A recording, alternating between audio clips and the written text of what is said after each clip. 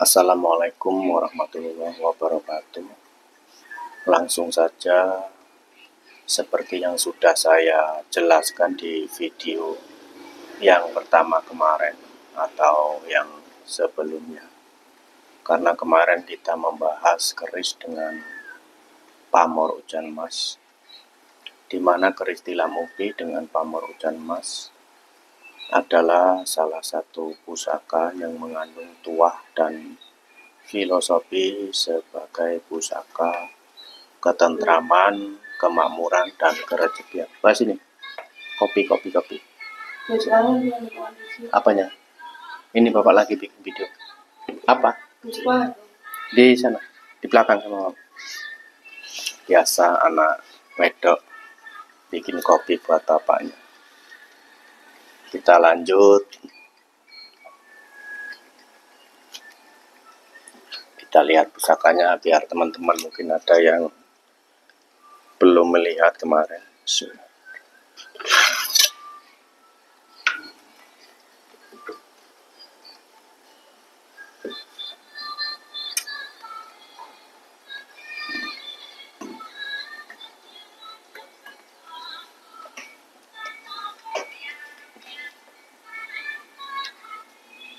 Kita lanjut.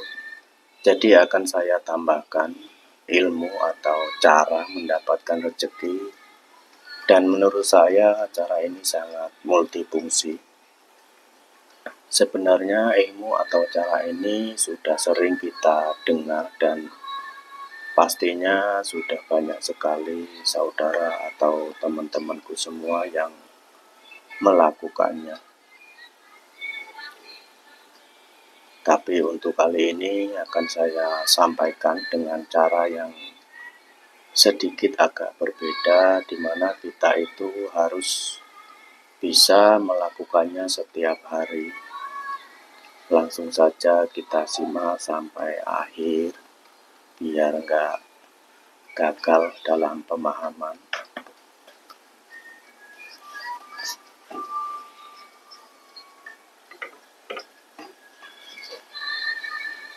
Dan perlu kita pahami juga bahwa ketentraman, kemakmuran, dan kerezekian bukan hanya berupa harta dan benda.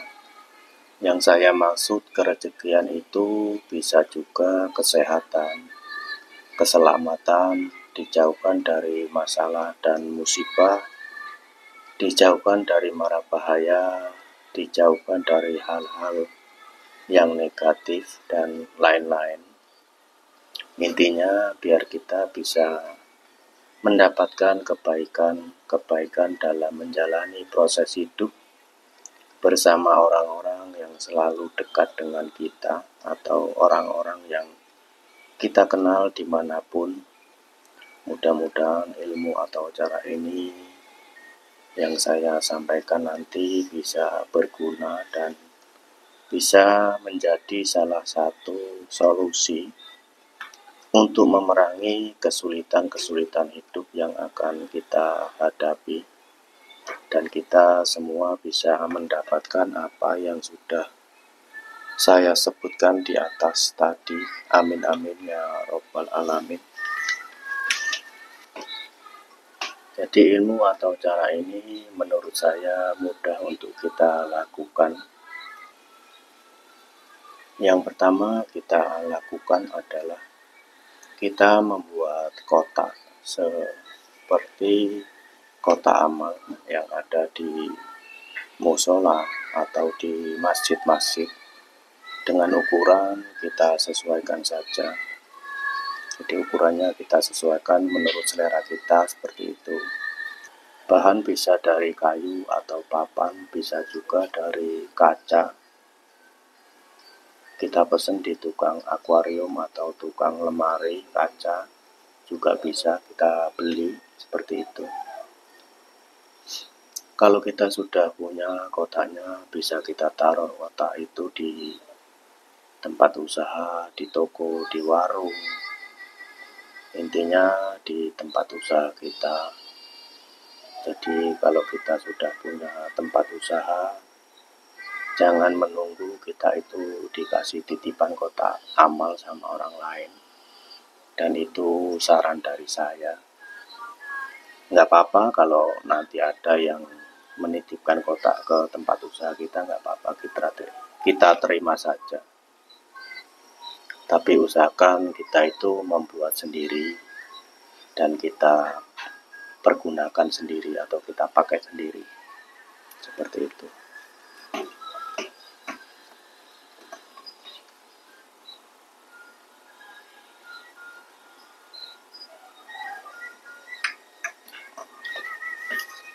Teman-teman pasti sering melihat juga di warung-warung atau di rumah makan atau di manapun tempat usaha, biasanya ada titipan kotak amal, bisa 2-3 kotak amal. Walaupun niatnya sama, kalau kita maksudnya niatnya itu sama beramal, tapi kalau kita bikin sendiri tempat itu terus kita pakai sendiri, menurut saya rasanya itu berbeda. Walaupun niatnya bikin kotak buat sendiri, kalau kotak itu kita taruh di tempat usaha, terus ada orang lain ikut memasukkan uang ke tempat kotak yang kita bikin sendiri, ya nggak apa-apa, kita terima, toh nantinya akan kita berikan atau kita sumbangkan ke tempat-tempat yang pantas menerimanya. Jadi seperti itu. Nggak apa-apa kalau kita taruh di warung atau di mana, nanti ada orang ikut memasukkan, ada motor lewat. Yang belum punya tempat usaha bisa ditaruh atau ditempatkan di dalam rumah. Bisa ditaruh di tempat yang sering kita lihat, bisa di ruang TV atau di ruang tamu.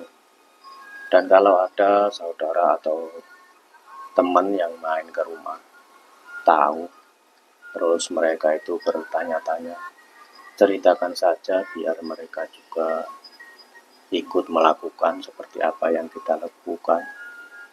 Mudah-mudahan kita juga dapat berkahnya, karena sudah berbagi tentang kebaikan seperti itu. Kalau kita sudah punya tempat sendiri di tempat usaha atau di rumah, usahakan kotak amal itu tadi setiap hari kita isi dengan nominal uang yang paling kecil. Nominal uang yang paling kecil itu yang saya maksud menurut pribadi kita masing-masing saja, karena kita semua tahu versi orang itu berbeda-beda. Ada yang sehari dapat penghasilan 50.000, 100.000, 200.000, dan macam-macam. Dan mungkin ada juga yang hasilnya itu mingguan atau bulanan, seperti itu. Dari sinilah saya sarankan dicobanya pakai nominal uang yang paling kecil. Dan yang tempat usahanya jauh dari rumah, kita bisa buat 2 kotak amal. Yang satu kita taruh di tempat usaha dan yang satunya kita taruh di rumah, dengan harapan selain kita ajarkan kepada suami atau istri, kita ajarkan juga kepada anak-anak kita dan siapa saja yang tinggal di rumah tersebut. Dari nominal uang yang paling kecil itulah kita bisa dan mampu mengeluarkan uang setiap hari untuk beramal atau hal-hal kebaikan yang lainnya. Maaf sebelumnya. Jadi jangan sampai kita itu niat beramal atau bersedekah menunggu kita kaya atau menunggu kita banyak uang, seperti itu.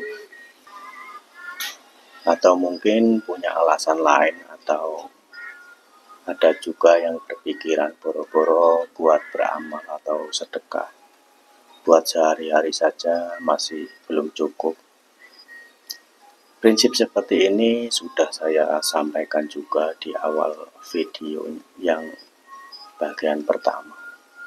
Manusia itu sebenarnya dikasih sedikit cukup, dikasih banyak pun masih tetap kurang. Dari sini bisa kita simpulkan bahwa manusia itu nggak akan ada cukupnya dan pasti merasa kurang terus, seperti itu. Jadi teman-teman perlu dipahami juga, kalau manusia itu memang kenyataannya itu nggak pernah ada cukupnya dan pasti selalu merasa kurang. Ilmu atau cara ini sudah saya lakukan dan sudah saya bagikan juga secara langsung kepada keluarga, saudara, dan beberapa teman saya. Dan alhamdulillah dengan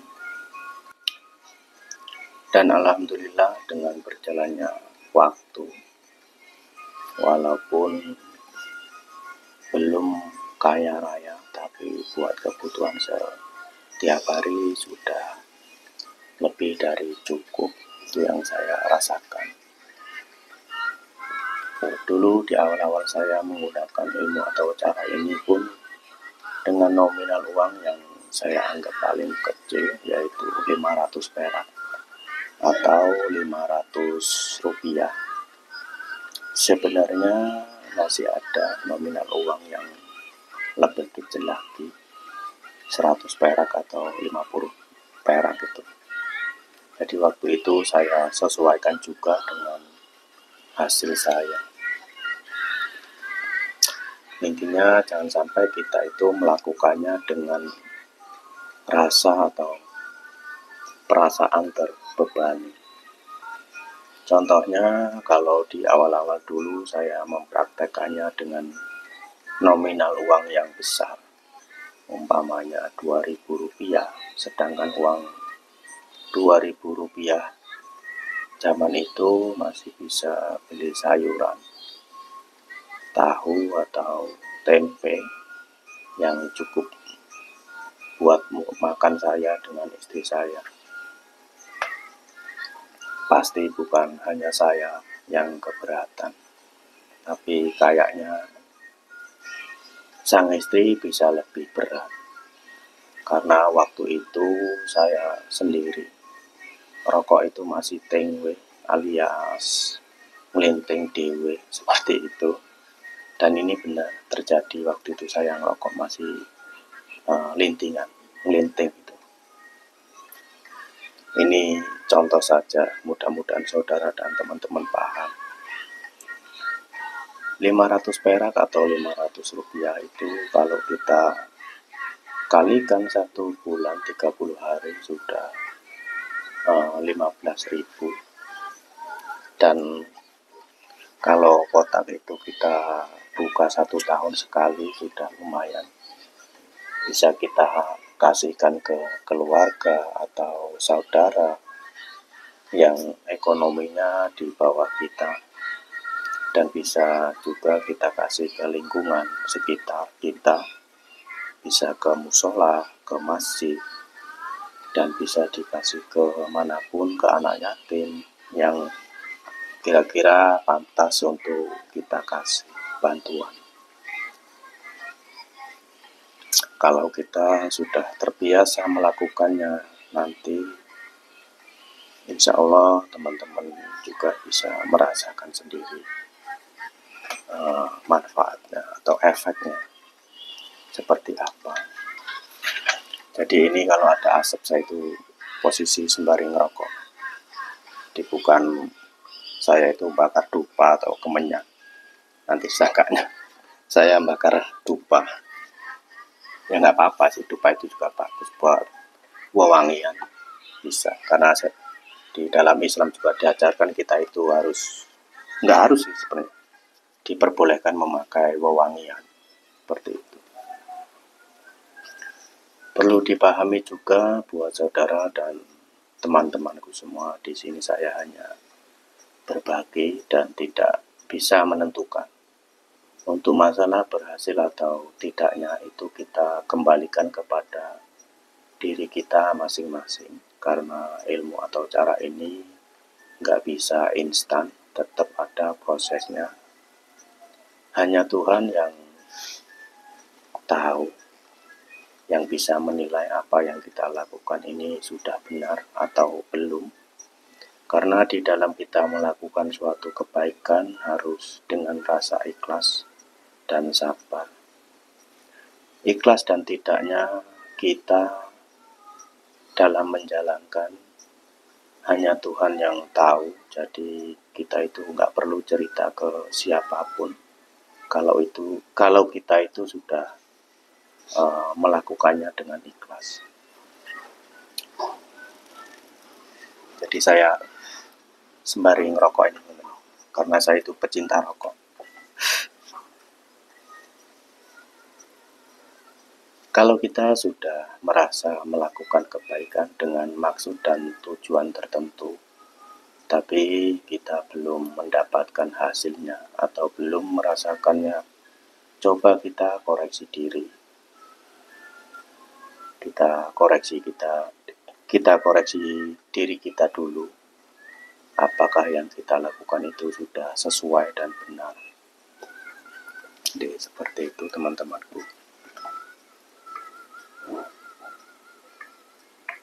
Nggak apa-apa, ini kita cuma mendengarkan suara saya. Tapi ini asli rekaman saya, video saya, bukan saya ngambil video orang.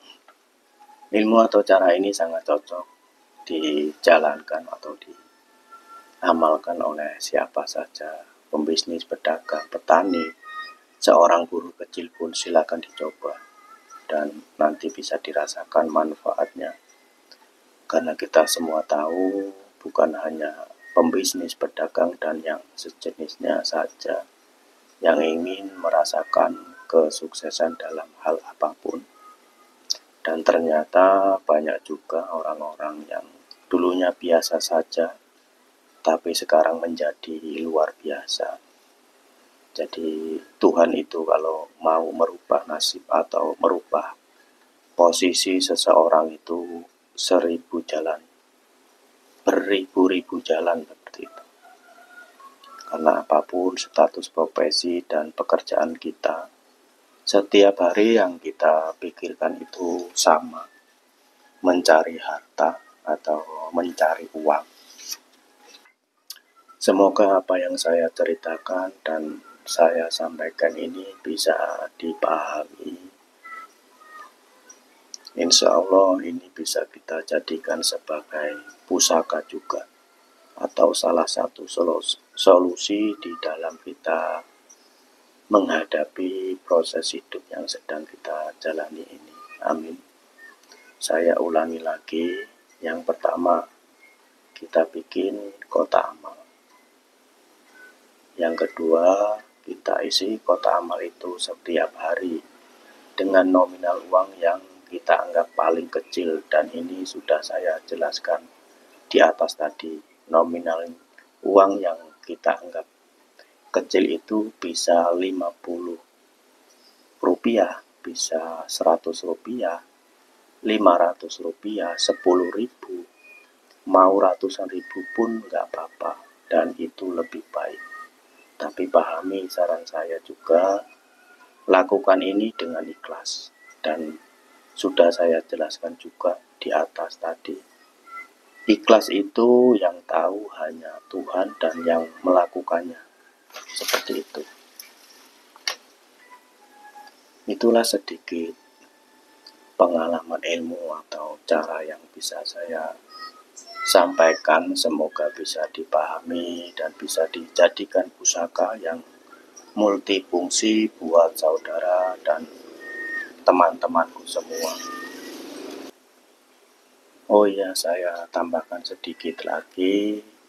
Kalau kita memakai cara-cara seperti ini bisa sampai sukses dan kaya. Insya Allah sukses dan kayanya itu awet. Bisa sampai ke anak cucu kita. Amin. Jangan sampai kita itu melakukan hal-hal yang ekstrim hanya untuk mendapatkan keinginan keduniawian. Kita bisa lihat cerita di film-film atau di sinetron TV, gimana orang melakukan hal-hal yang ekstrim yang bisa berakibat buruk buat dirinya sendiri dan keluarganya. Cerita itu bisa kita ambil pelajarannya. Jadi selain kita merawat pusaka dengan benar, lakukan juga hal-hal yang positif agar kita mendapatkan tuah dan filosofinya yang terkandung di dalam sebuah pusaka itu sendiri. Terima kasih buat saudara dan teman-teman yang sudah menyimak sampai akhir. Kalau ada yang salah dalam penyebutan di dalam penjelasan tadi, saya mohon maaf. Mungkin tadi ada teman-teman kita yang belum melihat secara detail pusakanya, kita ulas lagi.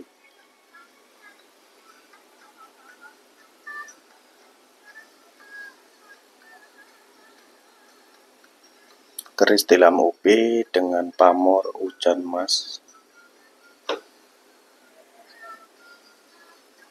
Pusakanya yang sangat sepuh dan utuh.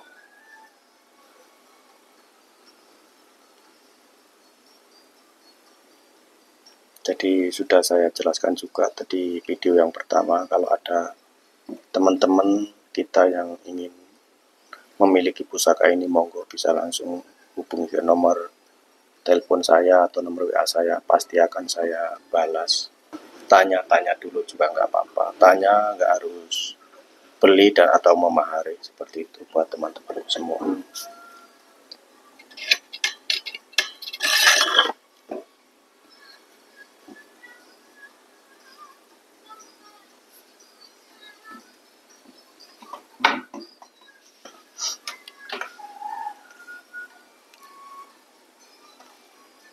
Jadi selain kita merawat pusaka dengan benar, lakukan juga hal-hal yang positif agar kita mendapatkan tuah dan filosofi yang terkandung di dalam sebuah pusaka itu sendiri. Terima kasih buat saudara dan teman-teman yang sudah menyimak sampai akhir. Kalau ada yang salah dalam penyebutan, di dalam penjelasan tadi, saya mohon maaf.